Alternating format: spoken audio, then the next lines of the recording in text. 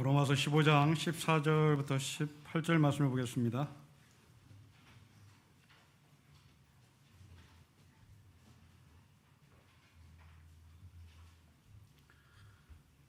(15장) 14절부터 18절 말씀입니다. 한 절씩 기도하겠습니다.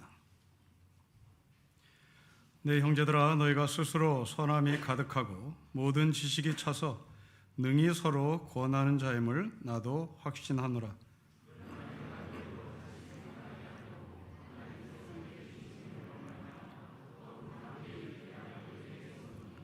이 은혜는 곧 나로 이방인을 위하여 그리스도 예수의 일꾼이 되어 하나님의 복음의 제사장 직분을 하게 하사 이방인을 제물로 드리는 것이 성령 안에서 거룩하게 되어 받으실 만하게 하려 하심이라.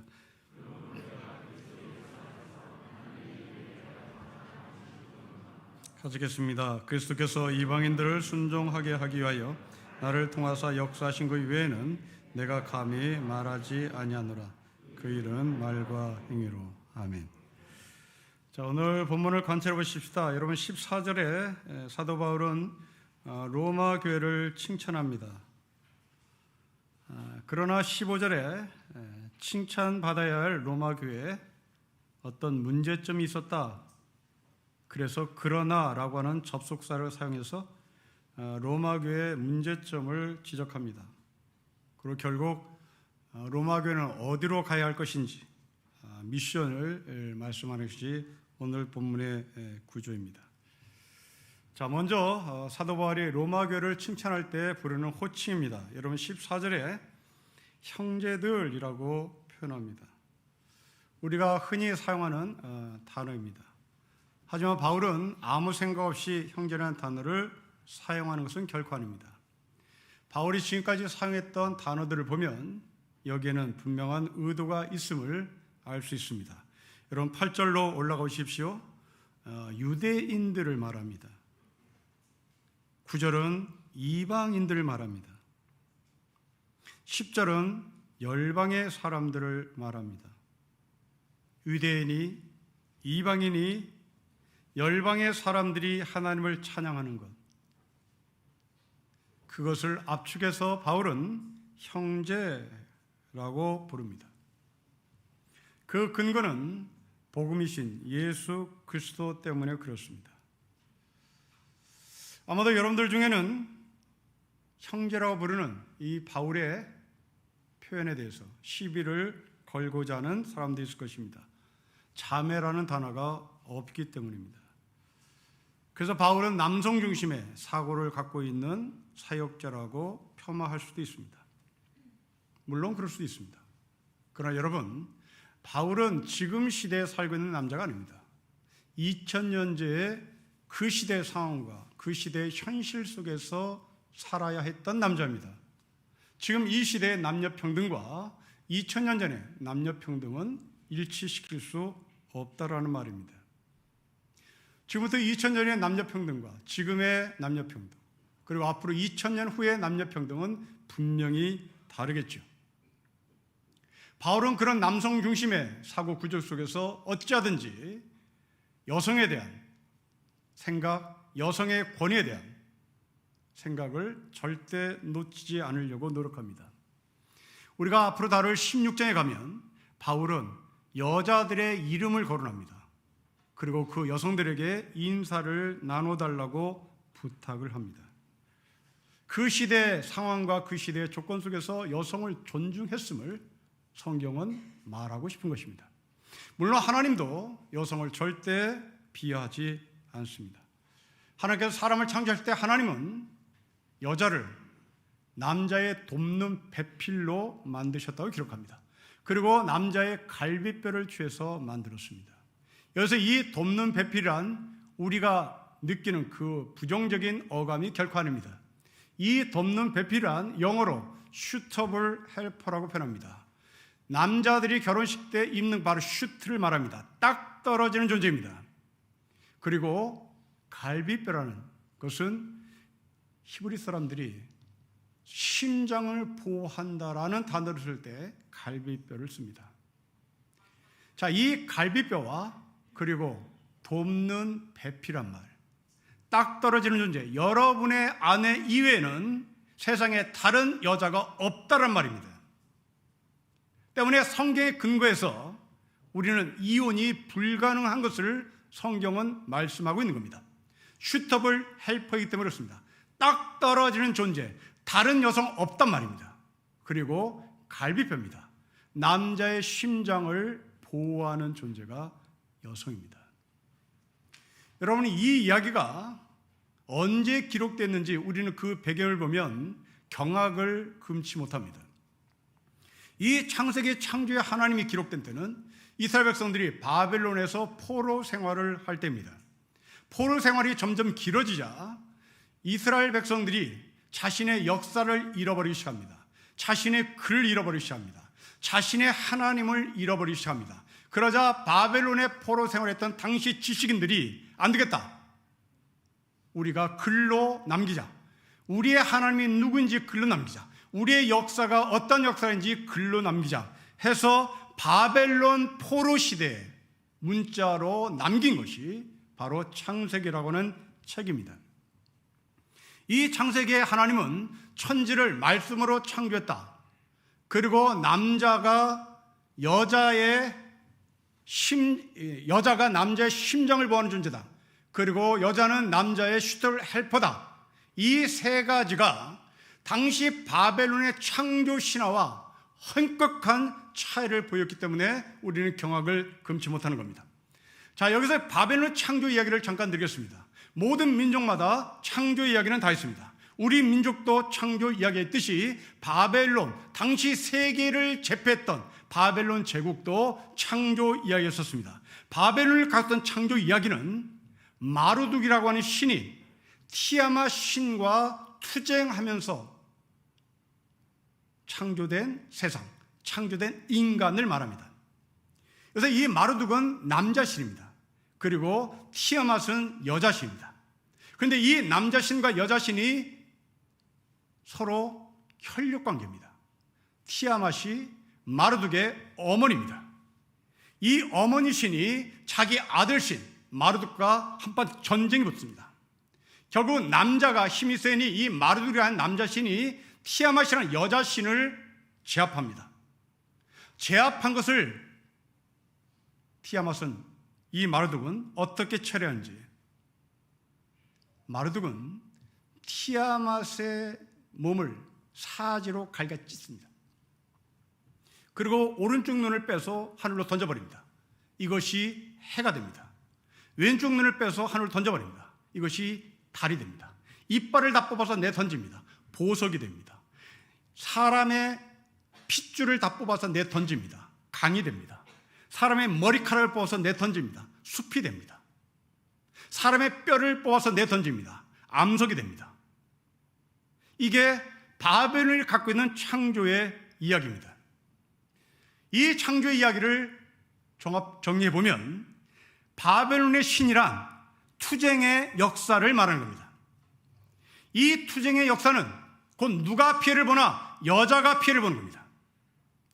마초적인, 남성 마초적인 창조의 신, 그리고 그 창조의 신이 티아맛이라는 여신을 밟아 죽이고 사지를 찢어 내던지는 그런 여자들이요, 남자 말을 잘 들어라, 여자들이요, 내 말을 듣지 않으면 사지를 다 찢어버린다. 이것이 바로 창조를 얘기하는 바벨론의 이야기입니다.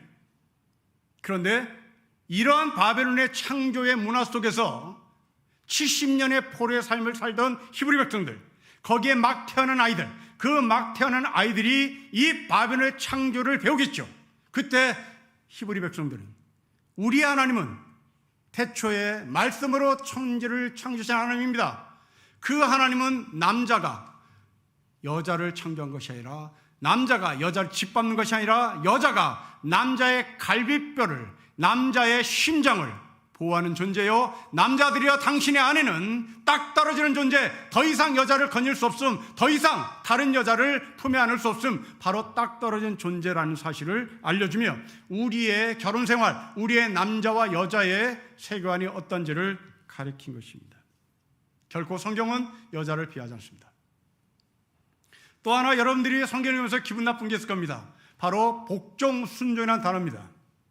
성경에 보면 여자들이여 부인들이여 남편에게 복종하라는 단어를 씁니다. 그리고 하나님께서 우리에게 복종하라는 단어를 씁니다. 그런데 성경은 이 복종하는 단어를 분명히 현격하게 차이를 두고 사용합니다. 첫째, 하나님과 우리 사이에 복종하는 단어는 이게 계급의 단어로 씁니다. 그 계급의 단어가 영어로 obey라는 단어입니다. 그런데 사람과 사람 사이에서 쓰는 복종이라는 단어는 절대 obey라는 단어를 쓰지 않습니다. submission이라는 단어를 씁니다. submission이란 서로 동역한다라는 의미를 갖고 있는 겁니다. 미션을 서브한다는 얘기입니다. 성경에서 여자들이여 남편들에게 복종하십시오라고 하는 것은 obey가 아닙니다. 이것은 사람과 사람의 관계에 쓰는 submission입니다. 남자의 미션을 여성이 서브를 해야만 그 미션이 완성된다는 얘기입니다. 그런데 사람 사이에서 인간관계 속에서 오베이를 쓰는 경우가 딱 한 군데 있습니다. 성경에서 오직 여기에는 오베이를 씁니다. 부모와 자식 사이입니다. 부모와 자식 사이는 서브미션 쓰지 않습니다. 부모와 자식 사이에서는 동역의 관계를 쓰지 않습니다. 미션을 서브한다고 말하지 않습니다. 하나님과 우리 사이에 요구되는 오베이를 씁니다. 무슨 말일까요? 부모들이요, 당신은 하나님의 위치에 있다. 당신은 하나님이 책임졌던 것처럼 당신들의 아이들을 책임지십시오. 아이들이여, 하나님 아버지의 자리에 당신의 아버지가 올라가 있다는 사실을 놓치지 마십시오. 곧 이 말은 아버지여, 당신이 하나님의 역할을 감당하지 못하면 자식들은 아버지에게 하나님의 역할을 감당하러 요구할 것이고, 하나님의 역할을 감당하는 아버지가 자식이 그 말씀을 듣지 않을 때 하나님의 말씀을 들으라고 말을 해야 되는 것이 바로 오베이라는 단어를 쓰는 겁니다. 결국 남자가 여자를, 여자가 남자를 굴종시키는 이런 단어가 성경에 없음을 기억하십시오. 사도 요한은 요한 2서에도 교회를 여자로 칭합니다. 우리가 에클레시아라는 교회라는 단어를 쓸 때도 이 에클레시아는 여성형 단어입니다. 성경은 예수님께서 우리를 주님의 신부라고 말합니다. 결코 성경은 여성을 비하지 않는다는 것을 거듭 강조합니다. 이런 면에서 아직까지 여성에게 목사 안수를 주지 않는 교단, 그리고 여성에게 사제의 자리를 주지 않는 캐톨릭은 여성을 성경에 근거해서 재해석을 해야 할 것입니다. 바울은 형제라고 합니다. 바울은 교인이라고 말하지 않습니다. 이방인, 유대인, 열방이라고 말하지 않고 한 피바다 한 몸이는 형제라고 얘기합니다.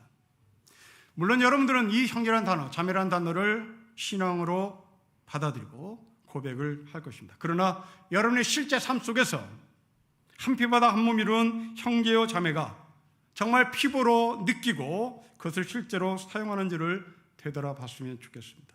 예를 들면 공예배 시간에 장로님들, 권사님들, 집사님들이 이곳에 와서 기도를 합니다. 성도들 위해서 기도할 때 저는 유심히 저 사람이 어떤 단어를 쓰는지 귀를 쫑긋하고 듣습니다. 어떤 분은 몸이 아픈 우리의 지체를 환우라고 표현합니다. 여러분, 성경은 우리가 친구 아닙니다. 우리는 식구입니다. 우리는 예수의 살과 피를 먹고 마신 형제요 자매입니다. 아픈 그 사람은 우리에게 환우가 아닙니다. 환우는 병원에 쓰는 단어입니다. 우리는 식구입니다. 우리는 지체입니다. 내 아들이고 내 딸입니다. 이스라엘 백성들 보십시오. 40년 동안 광야에서 똑같은 음식을 먹었습니다. 똑같은 음식을 먹었다는 것을 우리가 식구라는 것을 증명하는 겁니다. 그것도 하나님이 주신 만나입니다. 40년을 똑같은 음식을 먹으며 함께 한 목표를 향해서 갔던 사람들입니다. 그런데 같은 음식을 먹어도 결코 식구가 되지 않는 사람이 있습니다. 군대 간 우리 아이들입니다. 교도소에서 죄수 생활하는 수인들입니다. 군인들은 3년 동안 똑같은 음식을 먹습니다.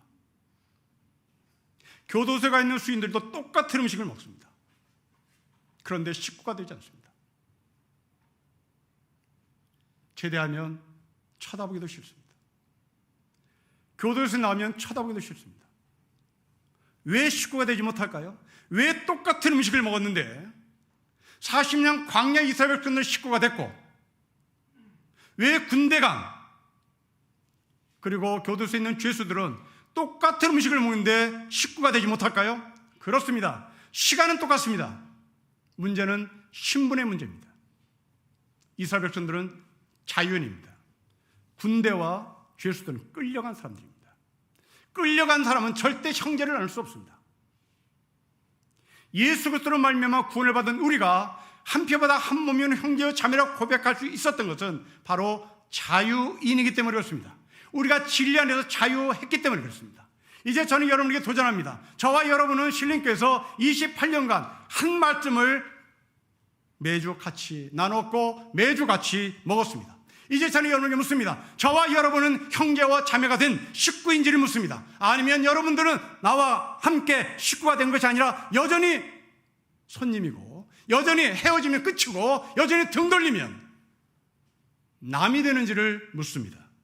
왜 우리는 28년 동안 함께 하나님의 말씀을 똑같은 시간에 똑같이 먹었음에도 불구하고 누구는 형제라고 말하고 누구는 손님처럼 누구는 등 돌리면 끝이 되나요? 바로 여러분의 문제입니다.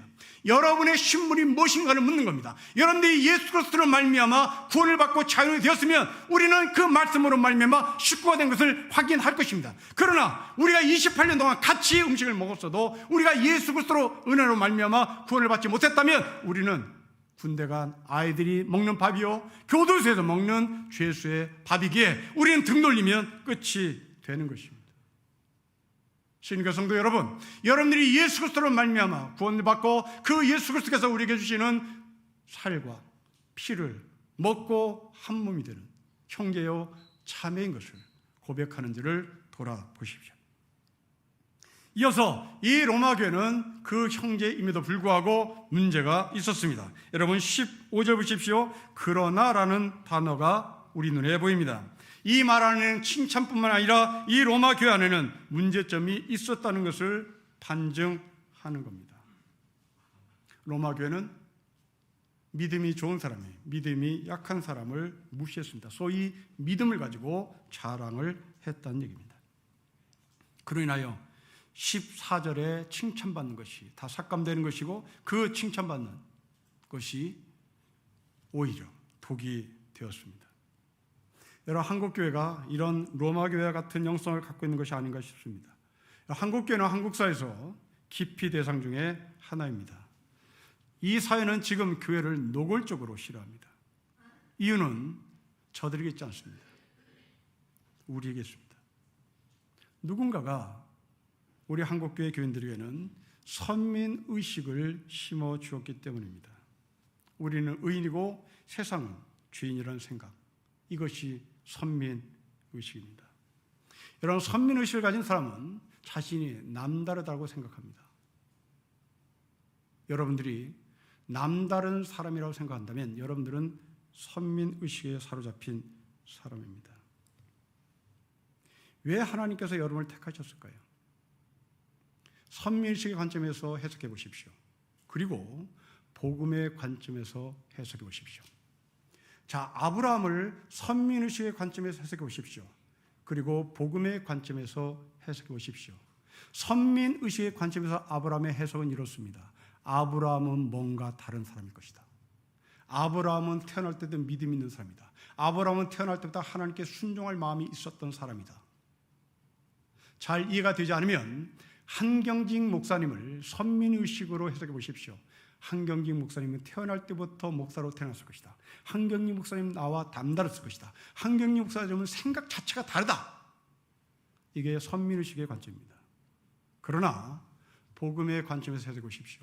아브라함을 복음의 관점으로 해석합시다. 아브라함은 모질이었다. 아브라함은 못난 인간이었다. 아브라함은 나보다 더 못난 사람이었을지 모른다. 그렇다면 나도 하나님의 부르심에 받지 못할 근거는 없다입니다. 한경직 목사님을 복음의 관점으로 해석해 보십시오. 한경직 목사님도 나와 똑같은 사람이다. 그렇다면 나도 하나님의 부르심을 받을 수 있는 사람이고 받아야만 된다라고 말할 수 있어야 하는 것입니다. 선민수의 가장 큰 문제는 은혜의 부재입니다. 그리고 감사의 실종입니다. 이런 은혜를 놓치면 겸손이 사라집니다. 한 온라인 취업 포털 사이트에서 직장인 1254명을 대상으로 직장에서 100% 왕따 받을 사람이 누구인지를 물었습니다. 1위입니다. 잘난치 않은 사람들입니다. 또 질문했습니다. 친구들 중에 잘난 척하는 사람이 제일 싫다는 것이 1위로 올라왔습니다. 못난 사람이 잘난치 않은 것은 좀 봐줄 수 있는데 잘난 사람이 잘난치 않은 것은 못 봐주겠다는 겁니다. 여러분, 서울대학에서 전설처럼 내려온 이야기였습니다. 버들골의 이야기입니다. 속칭 버들골 사건인데요. 서울대학에 1학년으로 들어온 학생들이 버들골에 모여서 자신을 소개하기 시작합니다. 서로 이제 친해지자고 소개한 거죠. 나는 뭐 부산에서 왔다. 나는 뭐 목포에서 왔다. 한 학생이 일어나서 자기를 소개합니다.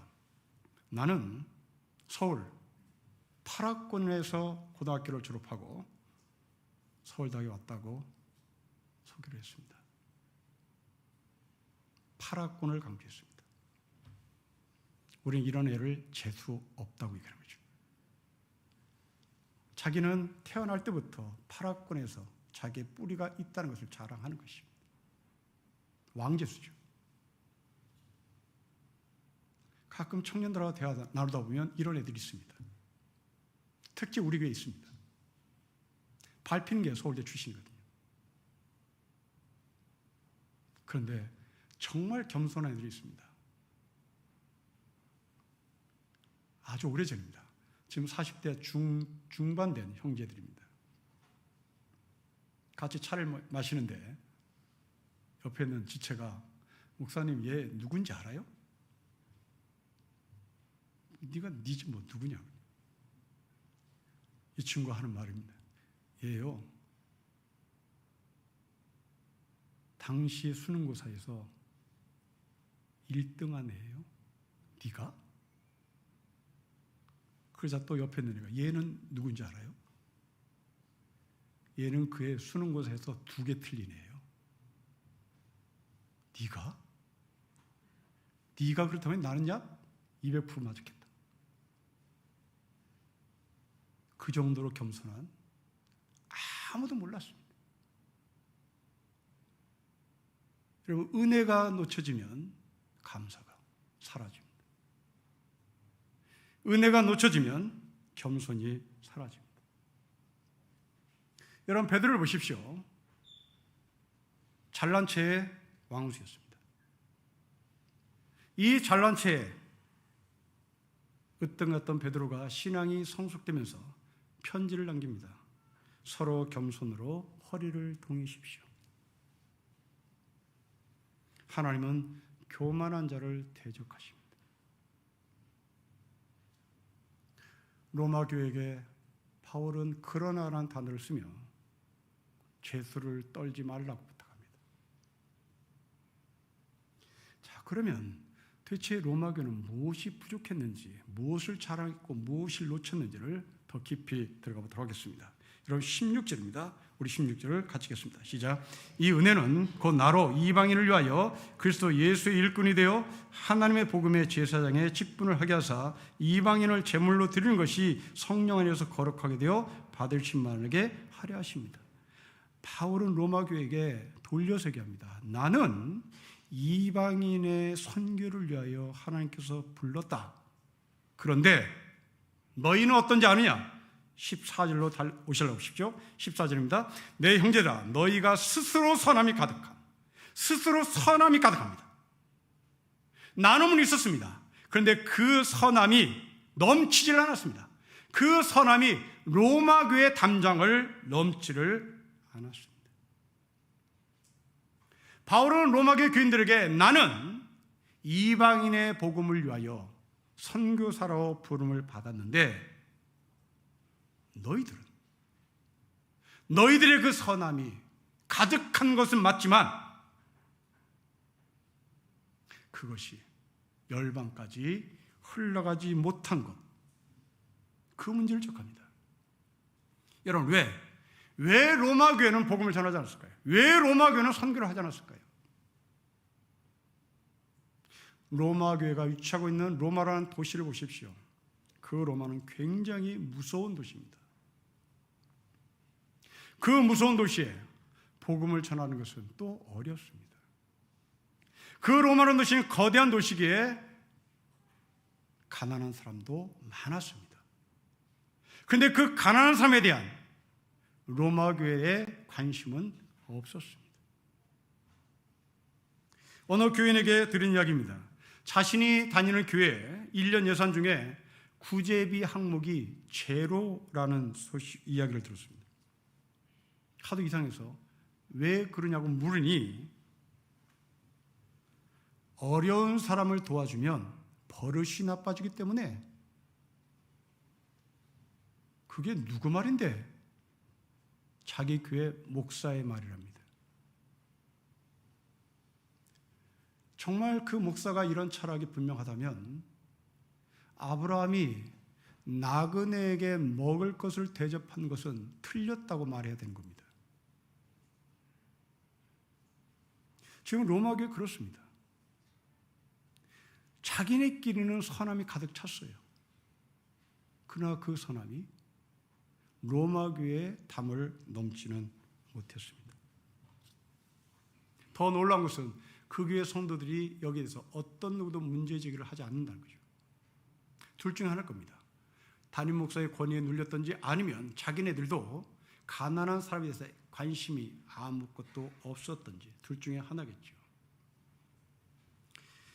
여러분들 벌거벗은 임금님 이야기를 아시죠? 아무것도 입지 않은 벌거벗은 임금에 대해서 어떤 누구도 말하지 않습니다. 그 중에 어린아이가 벌거벗었다고 말합니다. 저는 이 벌거벗은 임금님을 그 사회의 시스템이 붕괴된 것으로 해석합니다. 여러분, 임금은 나라의 대표입니다. 그 대표의 옷이 벗겨졌습니다. 시스템이 벗겨진 것으로 해석을 합니다. 시스템이 붕괴되었음에도 불구하고 백성들은 아무 말하지 않습니다. 그러나 어린 아이가 시스템이 붕괴되었다는 것을 경고합니다. 여러분, 로마라는 도시는 대도시입니다. 악이 만연한 국제도시입니다. 이런 곳에 세워진 로마 교회, 만만치 않았을 겁니다. 로마의 거대한 악과 싸워야 되는 로마 교회의 교인들의 두려움은 대단히 컸을 것입니다. 그런데 바울은 자신의 미션을 너희들도 같이 해달라고 부탁합니다. 여러분들은 예수님의 달란트 비유를 기억하실 것입니다. 5달란트, 2달란트, 1달란트. 우리는 이 달란트 비유를 자본주의 관점에서 자꾸 해석을 해요. 이 일을 남겨라. 자본주의에 살고 있는 우리니까 자본주의 이념으로 해석을 해도 전혀 무리가 없습니다. 그런데 이 달란트의 비유 마태복음 25장을 사회주의권에서는 어떻게 해석을 해야 될까요? 공산주의권에서는 이건 어떻게 해석합니까? 이거는 해석할 길이 없습니다. 그런데 이 달란트 비유를 선교적 관점에서 해석을 해보십시오. 맞아떨어집니다. 5달란트, 2달란트, 1달란트입니다. 우리는 달란트가 어떠한 규모인지 잘 모릅니다. 바벨론 시대 때 금 1달란트라고 하면 금이 60kg였습니다. 그러니까 5달란트 받은 사람이라면 300kg 금덩어리를 손에 쥐고 있다는 얘기입니다. 잘 이해가 되지 않으면 골드바 하나가 1kg인데요. 그 골드바 300개를 손에 쥐었다는 얘기입니다. 이것도 저는 골드바를 만져본 적이 없기 때문에, 그렇다면 더 쉽게 합시다. 돌반지 한 돈. 그 돌반지 한 돈이 몇 그램이냐면, 저 숫자에 대해서 아예 제로라서, 우리나라로 환산하면 1kg이 266돈이라고 합니다. 그렇다면 5달란트가 우리나라 돌반지로 환산하면 79,800돈이 됩니다. 그러니까 8만 개예요. 5달란트 받은 사람이 8만 개의 돌반지를 받은 거예요. 우리는 본 적도 없습니다. 2달란트 받은 사람, 1달란트 받은 사람, 이건 어마무시합니다. 자, 왜 예수님은 이렇게 어마무시한 돈을 동원시키는 것일까? 지금 이 달란트의 수여자는 종이라고 기록되어 있습니다. 마태복음 25장에. 종이? 이건 현실성이 맞지 않는 겁니다. 현실성이 맞으려면 종에게 100데나리온을 줬다, 100일치를 줬다, 뭐 이러면 동의가 되겠습니다. 그런데 5달란트, 소위 79,800개, 8만 개의 돌반지를 줬다? 이건 종에게 현실성이 없는 얘기입니다. 그런데 예수님은 말을 해요. 이게 왜 그럴까? 이 비유의 주제가 하나님 나라입니다. 하나님 나라와 대척점이 있는 것은 로마 제국입니다. 이 어마무시한 돌반지 같은 8만 개의 달란트를 갖고 있는 사람은 당시에 딱 한 사람이 있습니다. 로마 황제입니다. 하나님은 종들에게 말합니다. 너는 비록 종이 아니라 로마 황제와 한판 붙어볼 수 있는 사람이다. 그래서 5달란트 받은 사람이 그걸 붙어본 거예요. 2달란트 받은 사람이 해봤습니다. 그러나 1달란트 받은 사람은 못했어요. 선교의 관점에서 너는 누구냐? 넌 종아니다. 나는 이제 너에게 5달란트를 준다. 여러분, 예수님께서 선교를 명령하실 때 하셨던 말씀을 기억해 보십시오. 하늘과 땅의 모든 권세를 받은 내가 너에게 말한다. 너는 가라. 세상 끝날까지 내가 너와 함께한다. 너는 비록 별 볼일 없지만 세상 끝날까지 내가 너희와 함께한다. 너는 5달란트 받은 사람이다. 너는 2달란트 받은 사람이다. 너는 1달란트 받은 사람이다. 너는 해볼 수 있다. 이렇게 해본 사람이 있습니다. 그 사람은 모세입니다. 이런 모세가 애굽에서 태어났습니다. 태어나자마자 모세의 누이와 그리고 산파는 모세를 갈대 상자에 태워 나일강으로 떠내려 보냅니다. 우리는 이 나일강에 떠내려는 모세를 해석하기를 하나님의 주권에 맡긴다로 해석합니다. 저는 그렇게 보지 않습니다. 이건 하늘의 주권에 맡기는 것이 아닙니다.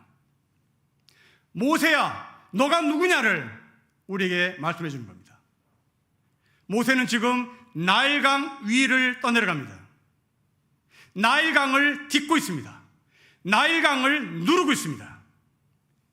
이 나일강을 누르고 있다, 나일강을 딛고 있다, 나일강 위를 떠내려가고 있다. 이것은 창세기 1장 2절을 재현시키는 겁니다. 창세기 1장 2절은 하나님의 영이 물 위에 딛고 있습니다. 하나님의 영이 물 위를 운행하고 있습니다. 하나님이 물 위를 통치하고 있습니다. 여러분, 나일강은 에집트의 생명입니다. 에집트의 젖줄입니다. 그 나일강을 어떻게 통치하느냐에 따라 바로의 권위가 산 위에 중요합니다. 그런데 놀랍게도 이 모세가 바로의 권위를 밟고 있습니다. 바로의 생명줄을 누르고 있습니다. 그것도 막 태어난 아기가요. 하나님의 주권에 맡기는 것이 아닙니다. 나일강을 누르고 있는 모세, 하나님의 신이 수면 위에 운행하시는 창조의 하나님, 바로 그것이 우리에게도 있다라고 말하는 겁니다. 사랑하는 성도 여러분, 우리는 이 세상에 별 없는 사람이 아닙니다. 5달란트 받은 사람이고 2달란트 받은 사람이고 1달란트 받은 사람이고, 우리는 세상의 물결을 밟고 있는 사람입니다. 우리나라를 걱정한 여러분, 한국 전기 자동차가 미국 시장에서 전혀 보조금을 받지 못하는 것으로 결론 났습니다. 자동차 한 대를 팔면 1,000만 원이 미국에서 보조금이 나오는 그 보조금이 없어졌습니다. 바이든 대통령이 못 준다고 사인했습니다. 외교 참사입니다. 힘이 없는 나라라고 우리를 무시하는 것 같고 패싱하는 것 같습니다. 그러나 우리는 기억해야 될 것이 있습니다. 그리고 소망을 놓지 말을 것이 있습니다. 한판 해보자. 로마 황제를 향해서 한판 해봤던 5달란트, 2달란트 받은 사람처럼 우리는 해볼 수 있다는 것을 주 예수 그리스도로 고백해야 되는 겁니다. 여러분들의 골방에서의 작은 기도가 한판 해보는 겁니다. 여러분들의 작은 외침이 로마 황제를 향해서 한판 해보는 겁니다.